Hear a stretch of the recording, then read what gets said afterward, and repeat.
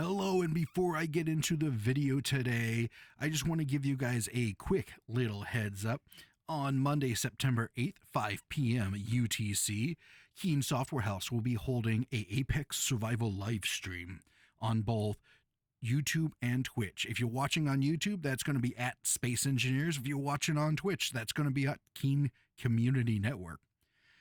And I will have both of those links down below so you pick your streaming service of choice. And I will see you guys there. And now, let's get back to the video. Or I guess, let's start the video. Hello everyone and welcome back to Space Engineers. And today I have the pleasure and the honor of showing you one of the new mechanics in the Apex Survival Update and how we can use collectors to automate farming. Now, what is the Apex Survival Update? Well, I'll give you the TLDR and the important bits that we need to know before I can kind of go into the automated farming. So the Apex Survival Update adds a whole bunch of different survival mechanics to Space Engineers. One of those is farming. To facilitate that, they created this block right over here, the farming plot. Now, our farm plots can grow one of 4 different crops: grains, fruits, vegetables, and mushrooms. And the question comes down to, how do collectors play a role in this? Collectors can be used to harvest crops from our farm plots, and in addition, they added different vegetation nodes to the world that we can use the collector blocks to harvest from, and then which we can use to make seeds to put in our farm plots. So let's kind of go over what we need to know before we start automating our farming. So before we start automating our farming, we need to understand how we need to set up our farms and our collector blocks. And it can be kind of really summarized short in this. First, the farm plots and the collectors, they cannot be on the same grid. They have to be on their own separate grids or subgrids. And this is mainly just because if we want the collectors to interact with the farm plots, they can't be on the same thing. It's the same reason why grinders won't grind the grids that they're attached to, but they'll grind subgrids or separate grids. We're just working at it from the opposite way, if you think about it that way. So over here, I have probably the basic of farm setup, utilizing kind of that mentality, showing kind of like both of these, where one has the collectors on their own subgrid, the other has the farm plots themselves on their own subgrid. And most of our automated farms are going to kind of fall into those 2 different categories. But before I kind of get into that, we're going to kind of also show you a couple of the other things that we just kind of need to be aware of before continuing on with our farming. The first of which is the collector themselves needs to be directly over the farm plot, and with the hopper section, which is this yellow section that kind of funnels towards the inside of the block, needs to be facing the farm block. If we look over here, we can sit here and see it doesn't work facing the side, and kind of all the way up. We do have some wiggle room at approximately 45 degrees. I know it's not exact, but just letting you guys know, you guys do have wiggle room when kind of planning out your farming. And if you want to do like some weird, cool, like angled farm plots, you do you. I bet it will look awesome. The second of which is that the collectors themselves do actually have a maximum distance at which they can collect from the farms. And let's just say if the collector is more than a block from the ground, not the top of the farm plot, but from the ground, so this part right here, it won't collect anything from the farm plot. So knowing all of that, let me show you kind of how to throw together a basic farm, and then I'll kind of start showing you some different types of farming automation that we can do. So I'll be right back, and we'll kind of get started on that. In order for us to do a basic setup, we're just going to need the farm plot block. I like to use rotors, but anything that kind of can create a subgrid. And we'll need some sort of junction block, and we'll need our collector block, and obviously some conveyors. So for this first one, I'm going to just show you basic. We're going to have the collector itself on its own subgrid. So in order for us to do this, we need to place some sort of conveyor on the bottom here, and that will attach to the farm plot like so. And then on the other side, let's throw a block back there. We're going to just throw down an advanced rotor, kind of right down there at ground level. Grab our conveyor blocks, go up one, go up two, kind of create a U here with our collector on top. So once all of this is done, that farm is set up. Like, we could just scale this out as far as we need to, and it will work. So the question is like, well, how do I get the seeds to do it? Well, we can do that by harvesting vegetation nodes from the world, and we could do that either by hand, but that's no fun. So we're going to use collectors to do that. Now I'm out and about in the world, and I have right here is just the new starter rover that I just kind of threw some collectors on. I found what works best is having some collectors face forward while other collectors facing down. And it kind of also depends on what ones you're trying to collect. So with these grain nodes right here, which kind of look like just tall grass with some kind of golden bits on it, you just want to kind of just drive over them. And if we can see here, it doesn't quite work.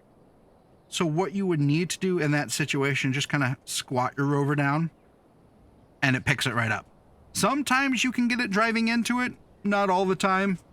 And it works best with the downward facing collectors on that. Now, these ones over here are your mushroom log. And it's where you get the mushrooms from, you know, the name. And for these, you just kind of want to drive nice and slowly using your forward collectors to just love tap. You go too fast, I found it doesn't always collect. So you want to kind of maybe, if you're specifically hunting stuff, just kind of set your speed limit to a lot lower. And lastly, I know there's 4, but in my immediate area, I've only found the 3. We have the fruit bush I have right over here. And I found the forward collectors work best for this as well. And these you can go a little bit faster, but you just got to make sure you hit it with the hopper section of your collector. And with all these, we can look into our inventory and see that it adds mushrooms, grain,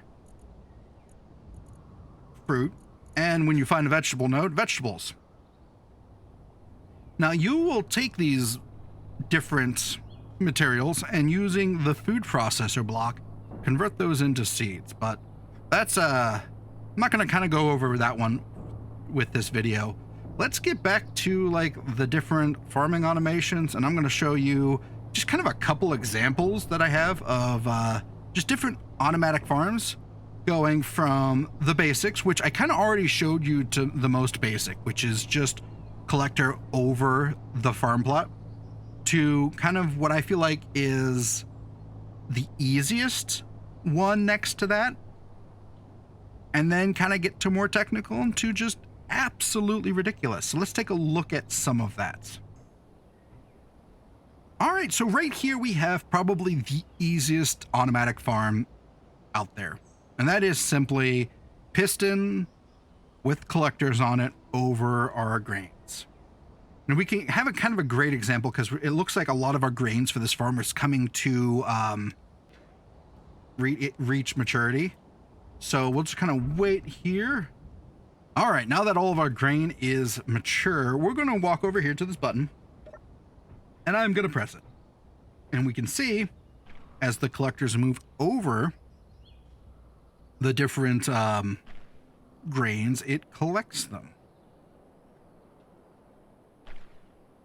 And once it's done, it will reset, and all we got to do is walk up and just replant. Now, that's easy, right? It's just pistons and collectors. Well, we can get more technical than this. So the next two ones I'm going to show you are pretty similar in how they function. So I'm not going to really go into like the details on kind of how they do. I just want to show you them kind of in action with maybe some details on how they go. I'm really excited for this. So in here we have Tom. Tom is a robot. Tom's entire job is to, when I push a button, come in and collect all of these crops. Now, all of the logic for this is in Tom himself. So none of that is stored on this main grid, which means this is scalable.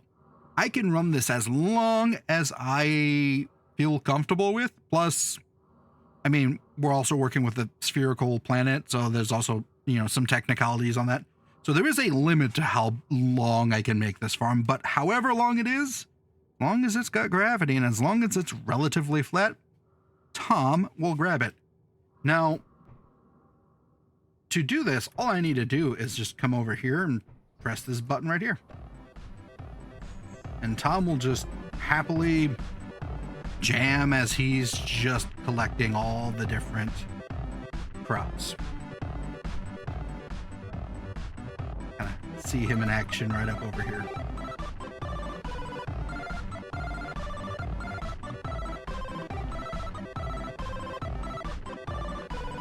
And he'll detect there's a wall there and just kind of make his way back to his connector where everything will kind of just dump into a cargo container, and we're ready to start using that material for food and seeds and whatever else we need. So Tom has a brother, and that brother is Frank. Frank does the exact same thing as Tom. Now the difference is, though, Frank isn't set up to have a button select when he does it. Instead, he has this event controller set up that is set for a cargo fill percentage equal to greater than. Threshold is set really low because what I really want is to make sure that he, as soon as it detects something in his collectors, that he needs to trigger. Now, I just want to make sure before I get started, all of these collectors are empty. So we're going to show inventories on current ships. So all of this is empty. So all we need to do is, for Frank to get started, is just sit here and throw down some grain. Kind of simulate him farming it off of the plot. Assuming we're...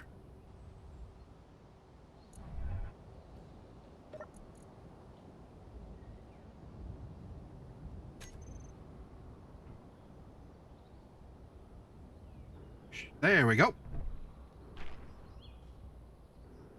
And he is now collecting all this. Now, I will note, I have more success when I actually have something planted underneath here, not just me throwing stuff into his collectors. So, it is kind of what it is. But he does the job. Once he automatically gets set up, he will start. I'm kind of just collecting things here, and when he's done, he will just kind of throw it back into his connector, which will shove it into this cargo container. Which all of this extra stuff is not, but this 120 grain from testing is 100% his. And he'll just kind of make his way back to the connector here.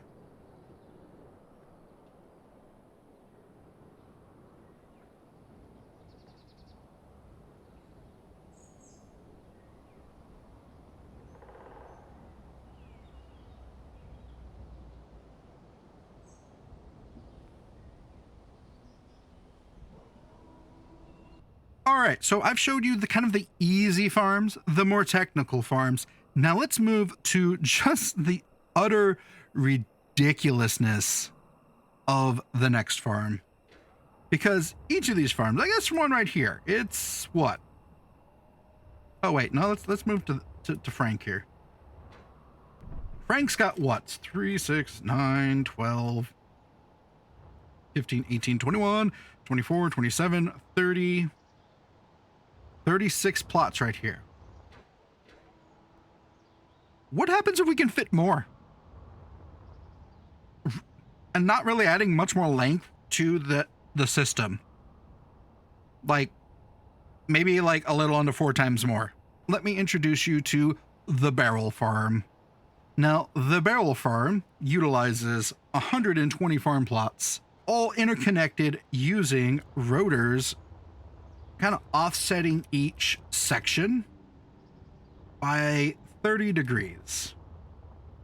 And each of those are all nice and spaced out. And ideally, you could, if you extend it out more, be able to fit more rows in. But I think 120 plots is already ridiculous as is. And all you got to do is just load up the farm plots. And when it's ready, these collectors, which are on the main grid, will collect everything. Now, these wheels actually do absolutely nothing. They just look nice. All of it is done here via these rotors.